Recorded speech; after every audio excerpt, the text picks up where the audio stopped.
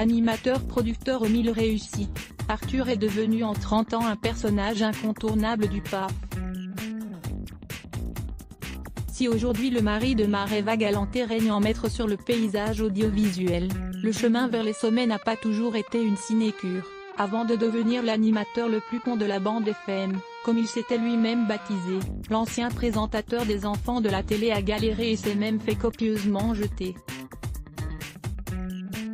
Dans une vidéo postée dimanche 25 juillet 2021, sur son compte Instagram, Arthur a raconté ses débuts en 1986, alors qu'il n'est âgé que de 20 printemps. Je me rappelle de moi, flippant, dans le hall d'accueil d'Europe 1, avec mes yeux de môme. Il y avait du marbre au sol, le logo bleu de la station en néon, raconte-t-il en parlant du 10 mars 1986. Il obtient alors une entrevue avec le directeur des programmes de la radio. Je me présente, je lui fais écouter ma cassette démo. Au bout d'1 minute 30, il met la cassette sur pause, et après un long silence, il me dit « Je crois que vous n'êtes pas fait pour ce métier », relate-t-il.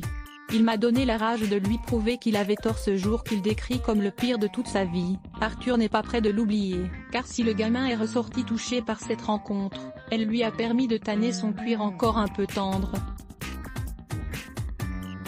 Et 3 ans, plus tard, la même personne qui l'avait conduit le rappelle pour lui proposer un contrat. Il lui offre alors l'un des plus gros contrats de l'histoire de la radio, se souvient-il.